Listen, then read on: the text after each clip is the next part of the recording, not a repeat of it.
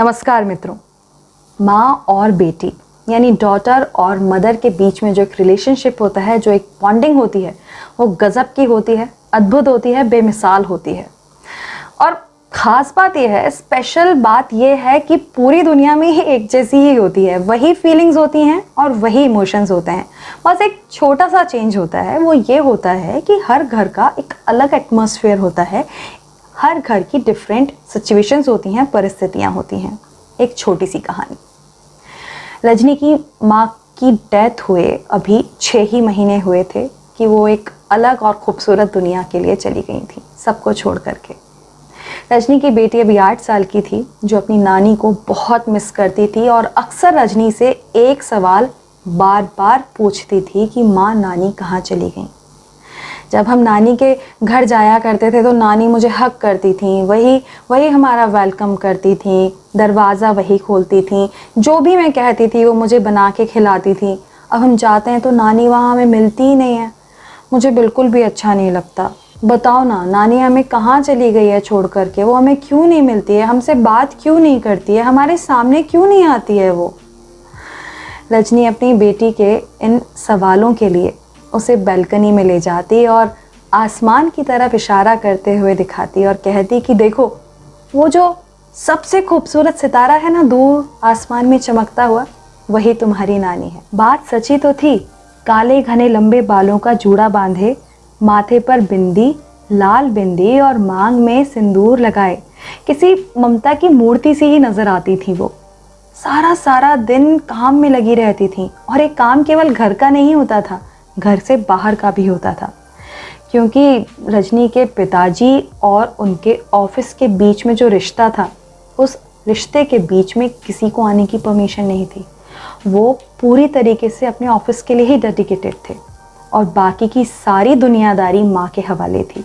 मसलन घर के सारे काम और बाहर के काम, जैसे बच्चों की स्कूल की फ़ीस जमा कराना, उनकी पढ़ाई लिखाई देखना, अगर घर में राशन ख़त्म हो गया है तो उसका इंतज़ाम करना, नल बिजली के बिल जमा कराना, घर में अगर प्लम्बर की ज़रूरत है, इलेक्ट्रिशियन की ज़रूरत है तो उनसे खड़े होकर काम करवाना, कपड़े धोना, बर्तन मांजना, जो भी काम होता है। घर में अगर बच्चों के जूते चप्पल टूट गए हैं तो मोची से ठीक करवाना, नहीं हो सकते हैं तो खरीद कर लेके आना। यानी सब कुछ वन टू ऑल वही मैनेज किया करती थी। इतना सारा काम करने के बाद में भी बिना किसी शिकन के, बिना किसी शिकायत के सबको बड़े प्यार से गर्मा गर्म खाना तक खिलाया करती थी। आज तक ऐसा नहीं हुआ था रजनी के घर में कि किसी ने तवे से उतरती रोटी और कढ़ाई में से धुआं उगलती सब्जी नहीं खाई हो। हमेशा ताज़ी और गर्मा गर्म ही परोसा था माँ ने। उस वक्त अपने में ही मस्त और ठंडी पड़ी रजनी की फीलिंग्स और इमोशंस आज कढ़ाई में पड़ी उस गर्मा गर्म सब्जी से निकलते धुएं की तरह आंखों में से बह बह कर बाहर आ रहे थे और रजनी से बार बार ये सवाल कर रहे थे कि याद करो रजनी, उस माँ ने जो हमेशा तुम्हें गर्मा गर्म खिलाती थी, कब खाया था, किसके साथ खाया था, कैसे खाया था? लेकिन बार बार याद करने के बाद रजनी को जो बात याद आती थी वो सिर्फ यही थी कि जब वो माँ को खिलाने लायक हुई तब तो उसे शहर से बाहर हॉस्टल में पढ़ने भेज दिया गया था। यानी कि निष्कर्ष ये निकलता है कि गर्मा गर्म खिलाने वाली माँ ने हमेशा अकेले ही खाया था और ठंडा ही खाया था। अब आंसू बहाने और अफसोस जाहिर करने के अलावा और दूसरा कोई चारा नहीं था रजनी के पास। यही नहीं, हर साल दिवाली पर सबके लिए शॉपिंग करती थी, सबके लिए नए कपड़े लेकर आती थी। लेकिन जब खुद की बारी आती थी, जब रजनी और उसका भाई माँ से नई साड़ी खरीदने के लिए कहते थे तो हर साल एक ही जवाब दे दिया करती थी, अरे मुझे क्या करना है, 2 घंटे का सारा खेल है, घर में और बाहर 4-5 घरों में दिए रखने हैं, एक मंदिर में दिया रखना है। अब उसके लिए 2 घंटे के खेल के लिए नई साड़ी क्या खरीदना? और अलमारी में से हर साल वही गुलाबी रंग की मकैश की साड़ी निकाल कर पहन लिया करती थी। लेकिन ख़ास बात ये कि वो उसमें भी बला की खूबसूरत लगती थी।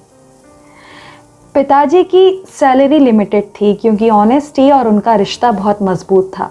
यानी कि आय के स्रोत लिमिटेड थे, लेकिन उस लिमिटेड सैलरी में भी माँ का मैनेजमेंट गजब का था।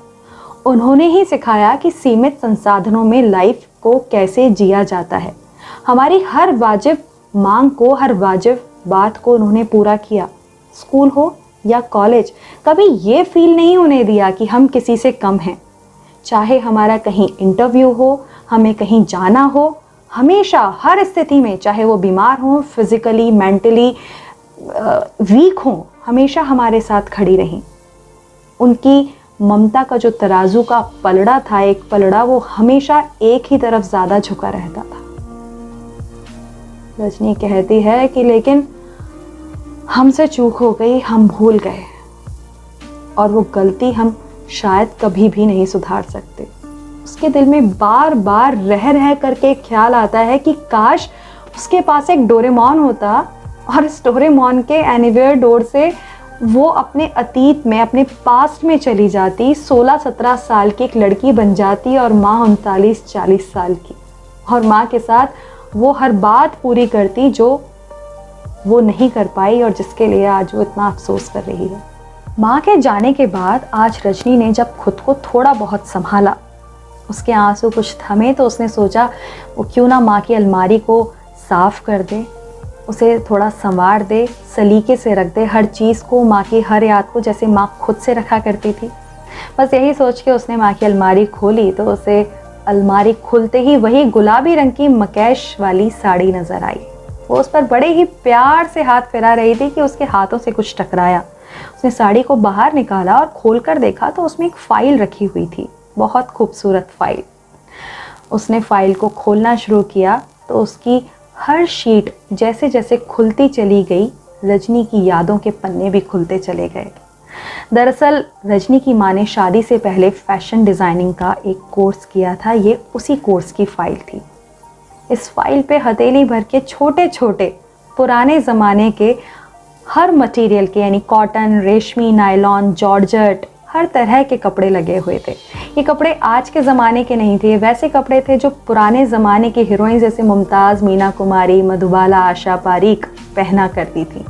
बड़े ही खूबसूरत कपड़े थे ये, लेकिन एक खूबसूरत कपड़े ऐसा लगा रजनी को मानो उसे चीख चीख कर रोते हुए, कभी गुस्सा करते हुए उससे पूछ रहे हों, उससे जवाब मांग रहे हों कि रजनी, तुमने तो अपना जीवन जी लिया, अपना सपना पूरा कर लिया, लेकिन माँ के सपने का क्या हुआ? उसने भी एक ड्रीम देखा था, उसका क्या हुआ? उसकी भी एक अपनी ज़िंदगी थी, उसका क्या हुआ? उसका क्या हिसाब है? रजनी की आँखों से आंसुओं की धारा बह निकली, बाढ़ सी बह निकली। और जब वो फाइल की आखिरी शीट पर पहुंची तो वहां एक सफ़ेद रंग का रुमाल लगा हुआ था, जिस पर माँ ने काले रंग से कढ़ाई करके लिखा हुआ था, fashion designer Asha Singh, my beautiful dream. और माँ का मैनेजमेंट देखिए कि उन्होंने उस आखिरी फाइल पर वो सफ़ेद रुमाल इसीलिए लगाया था कि जब कभी मेरी बेटी इस फाइल को खोल करके देखेगी तो उसे रोना ज़रूर आएगा और उसे एक रुमाल की ज़रूरत पड़ेगी। ये रुमाल शायद माँ ने यही सोचकर फाइल की आखिरी शीट पर लगाया था। ये जीवन है जेठ दोपहरी, तू मटके का पानी माँ, बहुत हो गई दुनियादारी, फिर से सुनाओ एक लोरी माँ। आई होप आपको कहानी पसंद आई होगी, आपने माँ और बेटी के इस प्यारे से इमोशनल रिश्ते को महसूस किया होगा। चलिए अभी आपसे विदा लेती हूँ, एक अगली कहानी में आपसे फिर से मुलाकात करूँगी। Till then, bye bye.